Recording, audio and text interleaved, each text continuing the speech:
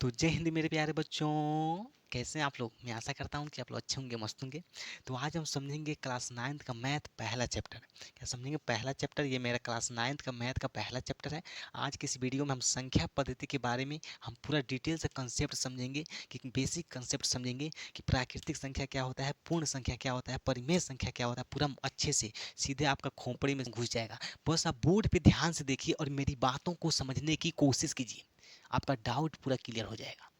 आपका डाउट पूरा क्लियर हो जाएगा। ठीक है, चलिए स्टार्ट करते हैं। देखिए, पहले हम क्या समझेंगे, प्राकृतिक संख्या समझेंगे कि प्राकृतिक संख्या होता क्या है, नेचुरल नंबर होता क्या है। नेचुरल नंबर होता क्या है, बताइए। कमेंट करके फटाफट बताइए, फटाफट कमेंट करके बताइए प्राकृतिक संख्या क्या होता है, बताइए तो। देखिए, आपके क्लास में जब आप स्कूल जाते हैं तो आपके क्लास में जितने भी बच्चे बैठे रहते हैं, अगर आप उसको काउंट करना है, काउंट करने के लिए आपका मैडम जी बोलती कि बच्चों को, यानी बच्चों को काउंट करो कि कितना बच्चे आज एब्सेंट है, कितना प्रेजेंट है। तो कैसे हम गिनती गिनते हैं? 1 2 3 4 5 6 7 8 9 10। मैम 10 बच्चे एब्सेंट हैं, ऐसे बोलते हैं। ऐसे गिनते हैं कि नहीं गिनते हैं? गिनते हैं। तो जो हम गिनती गिनते हैं उसी को हम बोलते हैं प्राकृतिक संख्या। ऐसी संख्याएं जिसे हम गिनती गिनते हैं उसको हम क्या बोलते हैं? प्राकृतिक संख्या बोलते हैं, नेचुरल नंबर बोलते हैं। देखिए ध्यान से बोर्ड पे देखिए, तब आपको पूरा एकदम खोपड़ी में घुस जाएगा। देखिए कैसे। ऐसी संख्याएं जिसे हम गिनती गिनते हैं, 1 2 3 4 5 6 7 8 9, 1 2 3 4 5 6 7 8 9 10, ये सब क्या है? आपका प्राकृतिक संख्या है। ये अनंत तक गिनते चले जाइए, हजार लाख अरब अरब खरब। ठीक है, तो इसी को हम क्या बोलते हैं? प्राकृतिक संख्या बोलते हैं। ऐसी संख्याएं जिसे हम गिनती गिनते हैं उसको हम क्या बोलते हैं? प्राकृतिक संख्या बोलते हैं। जैसे 1 2 3 4 5 6 7 8 9, 1 2 3 4 5 6, डॉट डॉट अनंत तक चले जाइए। ठीक है, तो ये क्या है? प्राकृतिक संख्या है। क्या है? प्राकृतिक संख्या है। प्राकृतिक संख्या हमेशा एक से स्टार्ट होती है। प्राकृतिक संख्या हमेशा एक से स्टार्ट होती है, वन से स्टार्ट होती है। ठीक है, यहाँ तो कोई दिक्कत बच्चों, बताइए। कोई दिक्कत है? कोई दिक्कत नहीं। आगे बढ़े, आगे बढ़े, चलिए आगे बढ़ते हैं। देखिए प्राकृतिक संख्या समझ में आ गया। अब दूसरा हम देखेंगे पूर्ण संख्या क्या होता है, जिसको इंग्लिश में बोलते हैं होल नंबर। थोड़ा मेरा आवाज़ स्लो है क्योंकि अगल बगल भैया लोग अपने अपने रूम में स्टडी कर रहे हैं, पढ़ाई कर रहे हैं। ठीक है, अभी हम चिल्ला चिल्ला कर हम पढ़ाएंगे तो वो बोलेंगे डिस्टर्ब कर रहा है। ठीक है, तो इसलिए थोड़ा आवाज़ स्लो है। आप पूरा वॉल्यूम तेज करके देखिए, ठीक है, ताकि आपको समझ में आए। देखिए, तो पूर्ण संख्या में क्या होता है होल नंबर में, कि अगर हम प्राकृतिक संख्या में जीरो मिला देते हैं, अगर हम प्राकृतिक संख्या में जीरो मिला देते हैं, शून्य मिला देते हैं, तो क्या बन जाता है? पूर्ण संख्या बन जाता है। क्या बन जाता है? पूर्ण संख्या बन जाता है। देखिए कैसे। जैसे मान के चलिए प्राकृतिक संख्या एक से स्टार्ट होती है, तो प्राकृतिक संख्या ए है। अगर हम प्राकृतिक संख्या में जीरो मिला देते हैं, अब कहाँ से स्टार्ट होगी? तो जीरो से स्टार्ट होगी। अब कहाँ से स्टार्ट होगी? तो जीरो से स्टार्ट होगी। और जब जीरो हम मिला देते हैं तो ये क्या बन गया? पूरा आपका पूर्ण संख्या बन गया। अगर हम प्राकृतिक संख्या में जीरो मिला देने पे, यानी जीरो मिला देते हैं, तो आपका पूर्ण संख्या बन जाता है। क्या बन जाता है? पूर्ण संख्या बन जाता है। देखिए ध्यान से बोर्ड पे देखिए, यदि प्राकृतिक संख्याओं के समूह में शून्य मिला देने पर पूर्ण संख्या प्राप्त होता है।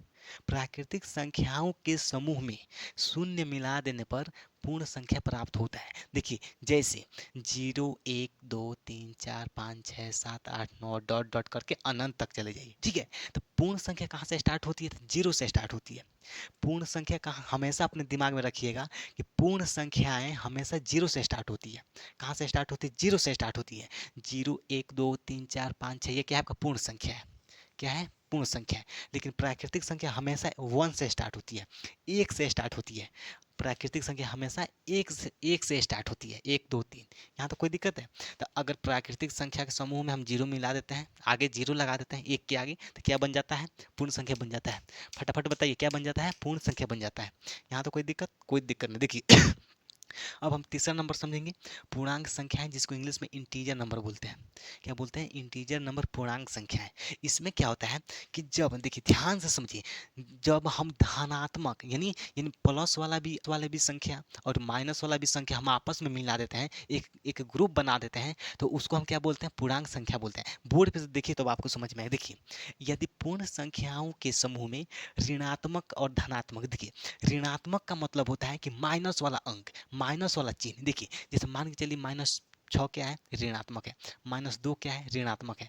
-4 क्या है? आपका ऋणात्मक है। तो ये क्या है? आपका ऋणात्मक है। क्या है? ऋणात्मक है। और धनात्मक का मतलब होता है, जैसे मान के चलिए +5 +6 +7 ये क्या आपका धनात्मक है। लेकिन हम धनात्मक में क्या होता है, हम यहाँ पे आगे प्लस का चिन्ह नहीं लिखते हैं, प्लस का चिन्ह नहीं लिखते हैं, ये ऑलरेडी क्या होता है, धनात्मक होता है, ऑलरेडी क्या होता है, धनात्मक होता है। तो जब हम ऋणात्मक और धनात्मक संख्याओं के समूह को हम क्या बोलते हैं, पूर्णांक संख्या बोलते हैं। ऐसी संख्याओं का समूह जिसमें माइनस वाला भी संख्या पाया जाए और प्लस वाला भी संख्या शामिल हो, उसी को हम क्या बोलते हैं, पूर्णांक संख्या बोलते हैं। क्या बोलते हैं, पूर्णांक संख्या बोलते हैं। जैसे -6, -5, -4, जिसमें देखिए, जिसमें माइनस वाला भी अंक है और प्लस वाला भी अंक हो, यानी माइनस प्लस यानी धनात्मक और ऋणात्मक दोनों उस अंक पाया जाए, दोनों संख्या पाई जाती है, तो उस समूह को हम ग्रुप को क्या बोलते हैं, पूर्णांक संख्या बोलते हैं। क्या बोलते हैं, पूर्णांक संख्याएं बोलते हैं। यहाँ तक कोई दिक्कत है बच्चा, बताइए मेरे बच्चे, बताइए यहाँ तक कोई दिक्कत है। पूर्णांक संख्या में कोई दिक्कत है, जिसमें धनात्मक और ऋणात्मक दोनों संख्याएं उपस्थित रहते हैं, शामिल रहते हैं, उस समूह को हम क्या बोलते हैं, तो पूर्णांक संख्या बोलते हैं।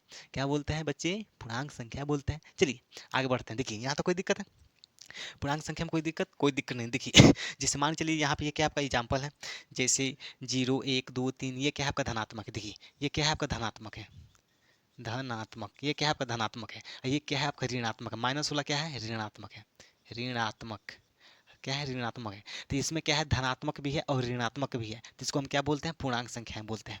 क्या बोलते हैं, पूर्णांक संख्याएं बोलते हैं। ये सब छोटी छोटी चीज़ जानना बहुत ज़रूरी है, तभी आपसे क्वेश्चन बनेगा, सवाल बनेगा, ठीक है, तभी आप एक्सरसाइज कर पाएंगे, ठीक है। तो ये सब बेसिक चीज़ जानना जरूरी है ना जी, नहीं तो आप फेल आ जाएंगे, कम मार्क्स आने लगेगा एग्जाम में, ठीक है। देखिए अब हम चौथा नंबर क्या समझेंगे, परिमेय संख्या।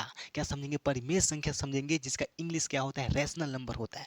क्या होता है, रैशनल नंबर होता है, परिमेय संख्या समझेंगे। तो परिमेय संख्या में क्या होती है कि ऐसी संख्या जिसे हम p/q के रूप में लिखा जा सके, बाटा के रूप में लिखा जा सके, उसको हम क्या बोलते हैं, परिमेय संख्या बोलते हैं। देखिए ऐसी संख्याएं जिन्हें p/q के रूप में यानी बाटा के रूप में लिखा जा सके, और p और q क्या होता है, पूर्णांक होता है।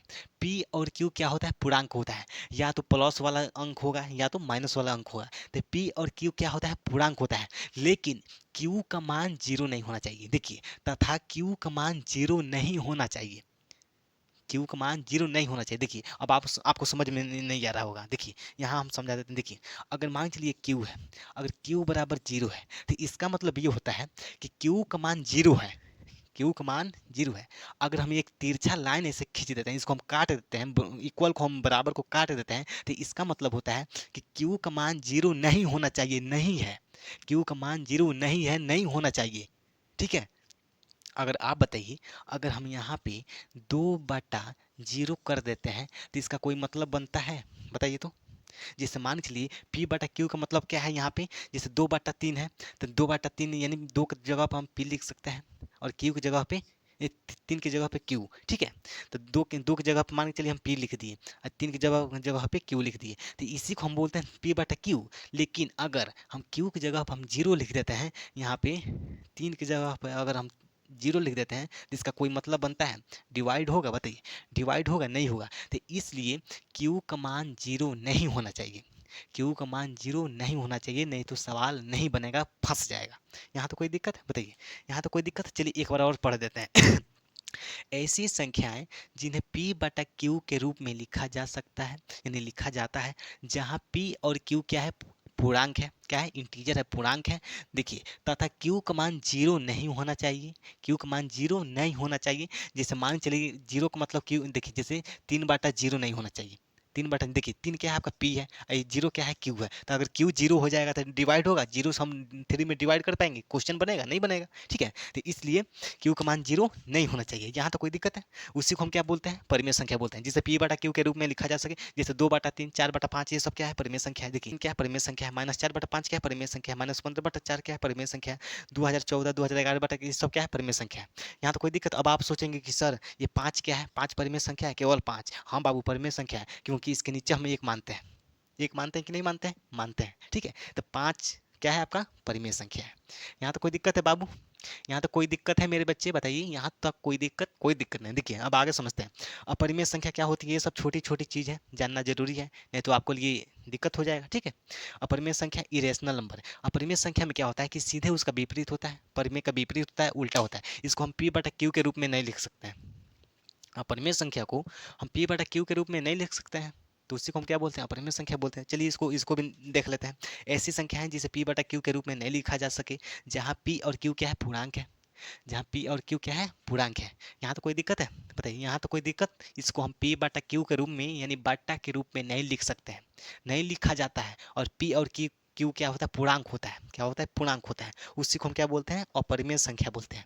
क्या बोलते हैं, अपरिमेय संख्या बोलते हैं। यहाँ तो कोई दिक्कत है, जैसे √2, √3, √5, पाई। पाई क्या होता है, अपरिमेय संख्या होता है। लेकिन पाई का मान कितना होता है, 22/7। क्या होता है, 22/7 होता है।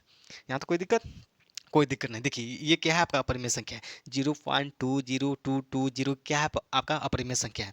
अब आप सोचेंगे ये कैसा अपरिमेय संख्या है, जब हम दशमलव प्रसार पढ़ाएंगे, शांत अशांत अनवसानी अनावर्ती, तब आपको ये आपको समझ में आएगा। ठीक है, यहाँ तो कोई दिक्कत है, बताइए। अपरिमेय में किसी को दिक्कत है, ऐसी संख्या जिसको हम p बटा q के रूप में नहीं लिख सकते हैं। p और q क्या है, पूर्णांक है। ठीक है, जैसे √2, √5, √7 ये सब क्या है, अपरिमेय संख्या है। ठीक है, यहाँ तो कोई दिक्कत है, कोई दिक्कत नहीं। देखिए अब हम समझेंगे वास्तविक संख्या। लास्ट क्या है, वास्तविक संख्या, रियल नंबर। क्या है, रियल नंबर। वास्तविक संख्या में क्या होती है कि जिसमें परिमेय संख्या भी शामिल हो और अपरिमेय संख्या भी शामिल हो। जिसमें परिमेय और अपरिमेय संख्याओं के समूह को हम क्या बोलते हैं, वास्तविक संख्या बोलते हैं। क्या बोलते हैं, वास्तविक संख्या बोलते हैं। जिसमें परिमेय और अपरिमेय संख्याओं के समूह को हम क्या बोलते हैं, वास्तविक संख्या बोलते हैं। ध्यान से समझिए, देखिए रियल नंबर, हम इसको पढ़ के समझा देते हैं। ऐसी संख्याएं जिसमें परिमेय, अपरिमेय तथा पूर्णांक संख्या भी, ठीक है, भी शामिल होते हैं। यानी जिसमें अपरिमेय संख्या भी हो, परिमेय संख्या भी हो, पूर्णांक संख्या भी हो, उसी पूरे समूह को हम क्या बोलते हैं, वास्तविक संख्या बोलते हैं। जिसमें परिमेय संख्या भी पाया जाता है, अपरिमेय संख्या भी पाया जाता है, पूर्णांक संख्या भी पाया जाता है, उस समूह को हम क्या बोलते हैं, वैसे समूह को हम क्या बोलते हैं, वास्तविक संख्या बोलते हैं। क्या बोलते हैं, वैसे समूह को हम क्या बोलते हैं, वास्तविक संख्याएं बोलते हैं। यहाँ तो कोई दिक्कत है। जैसे मान के चलिए आपका इसमें परिमेय भी होगा। जैसे मान चलिए -2, सॉरी -2 नहीं है, ये डैश है यहाँ पे।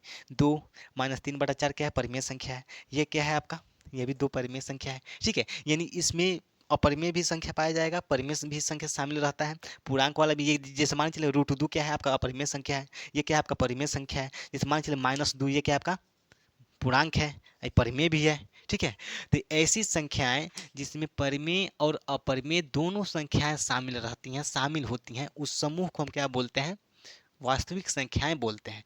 यहाँ तो कोई दिक्कत है, बताइए, रियल नंबर बोलते हैं। यहाँ तो कोई दिक्कत है, यहाँ तो कोई दिक्कत। प्राकृतिक संख्या समझ लीजिए, पूर्ण संख्या समझ लिए, पूर्णांक संख्या समझ लिए, परिमेय संख्या समझ लिए, अपरिमेय समझ लिए, वास्तविक समझ लिए। ठीक है, यहाँ तो कोई दिक्कत है। अब हम अगले नेक्स्ट वीडियो में हम एक्सरसाइज कराएंगे। क्या कराएंगे, एक्सरसाइज, हम अध्याय अभ्यास कराएंगे, क्वेश्चन समझेंगे। ठीक है, यहाँ तो कोई दिक्कत है, बताइए, यहाँ तो कोई दिक्कत है मेरे बच्चे, कोई दिक्कत नहीं। ठीक है, तो चलिए सभी लोगों को दिल से जय हिंद, धन्यवाद।